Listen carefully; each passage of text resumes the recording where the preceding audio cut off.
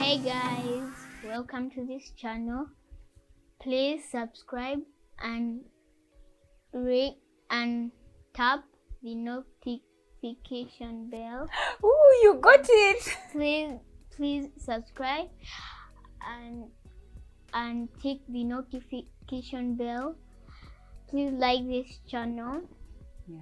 Please may you help mommy to get money or something. Please welcome mommy.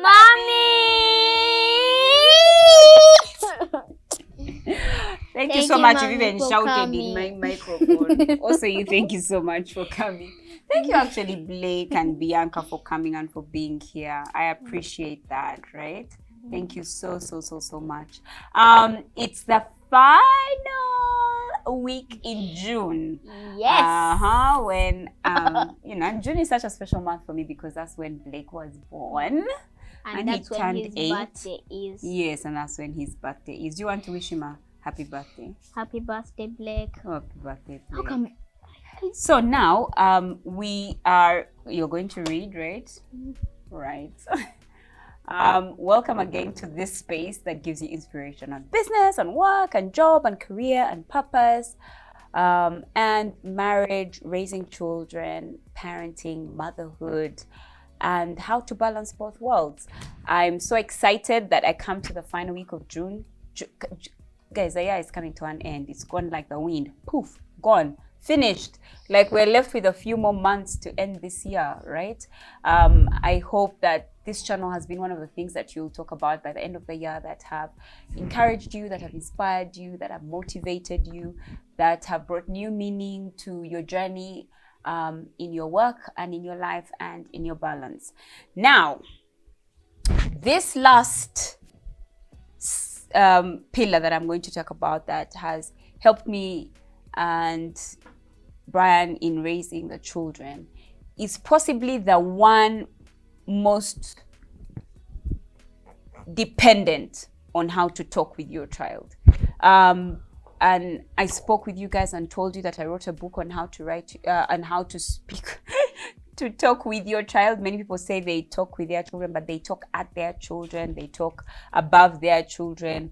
But learning how to talk with your child and have conversations with them as early as immediately they're out of your womb is something that I talk about in the book. Very practical steps, 1, 2, 3, 4, on how you can do that with your child right from birth. Feel free to go into the description box and get the link to buy that book. It's available in bookstores around Uganda and in Kenya, but it's also available on Kindle via Amazon. So also available on Safe Border and Jumia. So as in, you have no reason as to why you don't have the book. But get the book. It's a preamble to something called the Genius Child Parenting Mastermind that I shall be starting on 1st July. So be a part. Actually, next week we shall be starting. So be a part of it. And it's also in the description box. You can get a link to the Genius Child Parenting Mastermind. Now, this last skill or this last pillar or this last building block is something called critical thinking. This skill, I believe, is so important. Critical thinking skills. This pillar is very, very important because, and I think for me, it's one of those ones that most prepare the children for a world that I can't prepare them for because I don't know what they're going to find. I don't know what their world is going to be like. I mean, we're talking driverless cars right now. Now they will they'll be transposing to wherever they want to go, close their eyes and say, I want to go to office, and they go.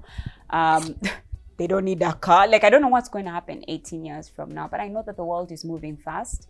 And to help my children prepare for that time, I think a very critical thing that we are teaching our children is how to build their critical thinking skills. But we'll start with definitions. Most importantly, critical thinking is the objective analysis and evaluation, keywords, analysis and evaluation of data, available data in order to form judgments. I'll say that again.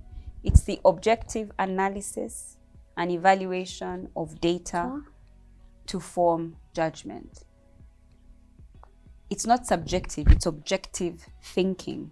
It's analysis of data, it's evaluation of data, what they have before them, so that they can then form judgment. It's critical thinking is about our children drawing from their present experience and from their knowledge so that they can solve problems that are before them. Some of the skills that are in critical thinking skills are things like analysis, inference, explanation, problem solving, observation, synthesis, evidence, argument, deducing, perspective, reasoning. All of those skills are contained within critical thinking. And it's important for us to help our children draw from their experiences and from their knowledge and from the data in front of them, to analyze it, to evaluate it, for them to then form judgment about that situation or about that data. And so that then moving forward, they can solve a problem that's before them. That's also pretty much why it's important that our children have critical thinking. But I think for me, the one that speaks really deeply to me and does something to my gut, right, is preparing our children for Africa and Africa's future. I feel like the developed world has moved certain ways ahead. And as Africa, we are trying to move to where they've gone. We are forgetting where we came from and what abilities we have. When we look at what Africa did in the years before our colonization, we have so much potential, but we are not harnessing it. We have so much potential. We have so much resources, but we're not harnessing it. And for me, the use of critical thinking for our children, as for Africa's children, is to make use of that. If our great-great-great-great-grandfathers discovered science, why is it that we're not moving forward? It's because our children are not thinking critically. And so for me, that's why critical thinking is very important. I want my children to be a part, to be at the forefront of innovation and creativity when they grow up, which are some of the advantages or the reasons as to why we need to teach our children critical thinking skills. It helps with problem solving. We're just so tired of having staff members who can't solve a problem. Like it's a problem, like it's a small problem, but then you have to be told how to solve the problem, and that needs to stop. And it needs to stop with our children, right? Another advantage is for us to teach that critical thinking helps our children be creative thinkers, which then leads to them being innovative. Critical thinking helps them to think logically, helps them to have perspective, helps them to reason. My God, our children need this. You guys in the workplace, you know exactly what we are going through. You know what it is like to ask somebody to do something and then you really see for yourself that they are not thinking things through, and you're just like, gosh, just think. It's okay. I know, but I just feel like I need to tell people how important it is for us to start teaching you guys how to think inside your minds. But I can tell you is that it's quite hard, and I can give you the reasons as to why it's very hard. When we help children think critically, we actually make them ask more questions. Would you like paper as opposed to writing into the book? I wanted to write like What would you like to write? what you were saying. You can't write what I'm saying unless I give you some paper. Okay, so can I give you some paper? Yes, please. Okay. There you go. Thank you. You're welcome. Can I make a suggestion? Mm. You might need to put this under your book so that your pen doesn't go through. Right on the bottom. Okay.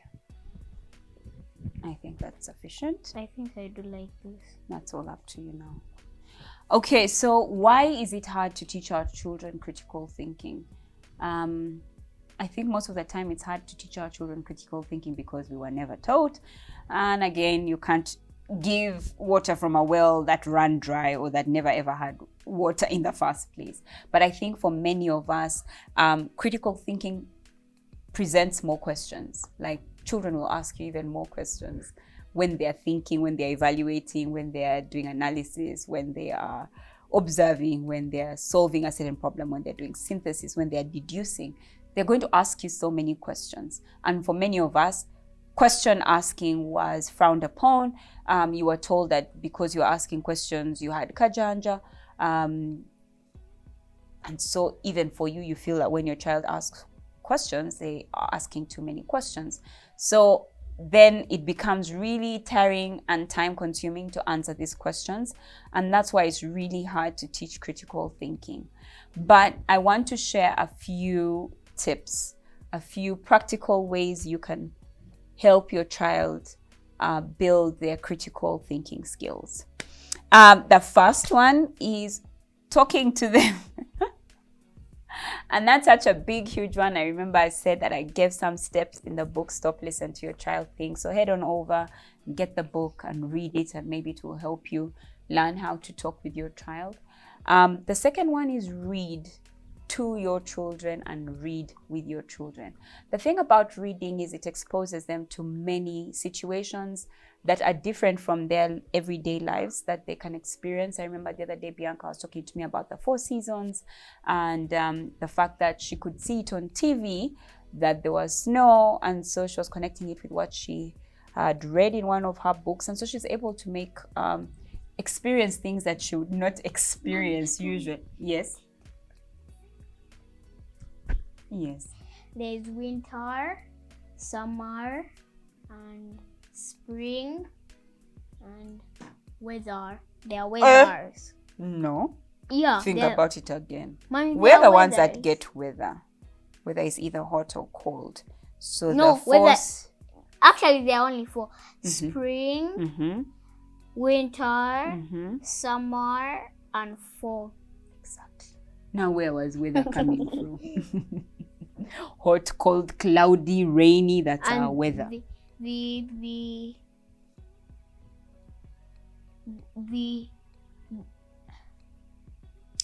I'll allow you to I'll yes. tell you after. Yes, you'll tell me after. So reading so that they can see, it allows them to experience other cultures, other climates, other people, because they're reading from a book, and that helps them to think critically, to ask themselves questions. The other thing that you want to do is to play with your children. Play, like actual playing with your Mommy. Yes, Okay, stop. yes, Okay, yes, stop. yes. Okay. Where? Stop. Where? Mommy, we are recording. We are recording. Playing with your children, running with them, playing football, But playing Mommy, with their don't play cars. football with us. No, I don't play football, but there are fathers who can play football, right? But you can be the referee. Yes, I can be the referee. Yeah. And Daddy can be another team. Me and Lee can be the same team. Okay, fine. So me and Papa will be on the same team. No, you Anyway, referee. me, I don't play football with you. Yeah, you just see if somebody is hurt. Yeah. As you know now, my position usually as we play football, that's the best I can do. I don't know how to score goals, I guess. I don't know what it is, but anyway, so playing games with your children really does help them with their critical thinking, because it gives you windows of opportunity to help them think critically, to help them think strategy, to help them think different things about the situation or the environment that they are in. The fourth thing that you want to do is to ask questions. Ask questions. Guys, it's so important to ask questions. Know the age of your child and know whether you're asking them open-ended or closed-ended questions. Ask the why, when, which, why, how questions. Don't just ask them things like, what color is that? Where are we going? Give them questions that make them think. Don't give them answers unless they are babies, right? Don't give them answers unless they are babies. Don't provide an answer unless they are able to speak. But when they're able to speak, allow them and know what it means. So you know what's important, what's quite critical. Asking questions is one of the things that I talk about in the book. So get it. It's very, very detailed on how you can ask children of different ages and what kind of questions you can ask them. And then also answer their questions. By virtue of the fact that you're asking them questions, you're modeling asking questions. And so they're going to ask you questions. So please answer their questions. Answer children's questions and explain. Take the time to explain to children. Take the time to, because then it helps them to think and to infer and to make observation and to make synthesis and to analyze. And when you're explaining, still ask questions so that you continue to stimulate those brains, stimulate their brain cells, that they may learn to think critically as a second, as you know, how life happens, right? And then help them make connections. So like I shared with you, so if she's read something on snow, help her see something on TV where she can see the snow. Take them to a country that has snow. Take them to Mount Renzori that has snow. You know, like help them make connections between what they read and what they see and what they hear, what they feel, so that they can continue to think critically. Thinking critically. Very, very important. And then lastly, which is interesting, is help them with language. Help them with a language to use to think. I mean, sometimes I tell this to parents and they're like, what? Give them language. Like, how does that help them? Think about it. What language does your child's brain think in? Yeah, exactly. They think in a language. While they talk in a language, they think in a language. So you need to give them language, right? And one of the things that I absolutely love in teaching children language so that they might think in a language is for you to use big words with them. Use assume, use acknowledge, use big words with your children so that they might continue to ask questions. Guys, we need our children to ask questions, because then when they ask questions, they can argue, they can infer, they can solve problems, they can provide evidence, they can get knowledge, so many things can happen as long as a child is able to ask questions and feels confident enough to ask these questions. So guess what, guys? We have come to the end of June, and I'm so glad that you guys have been a part of this. Remember to comment, to like, and to subscribe.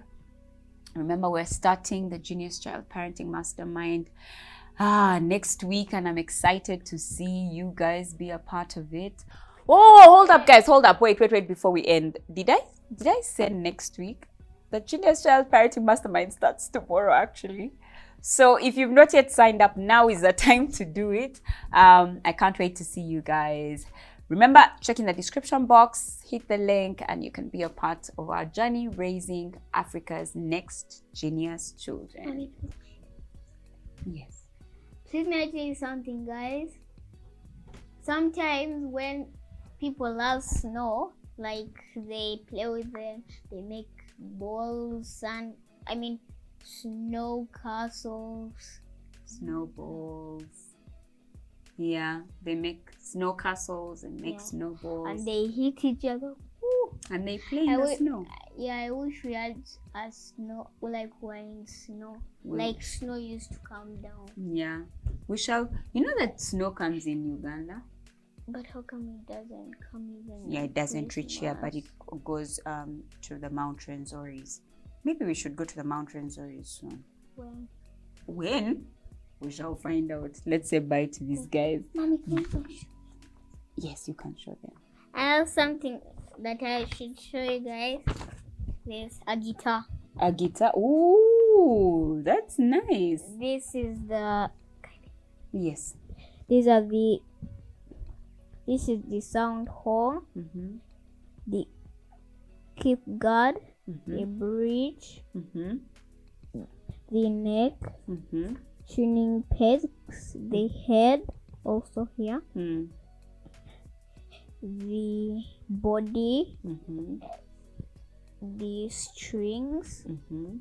Wait.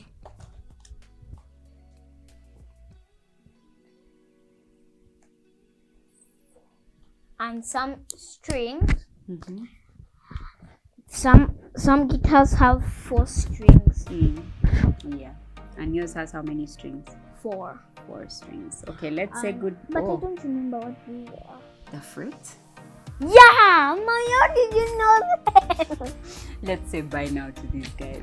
Bye. Bye. Thank you for visiting us. Please may you subscribe and ring the Notification bell. Please may you like this video as long as you can. Bye bye. Bye bye.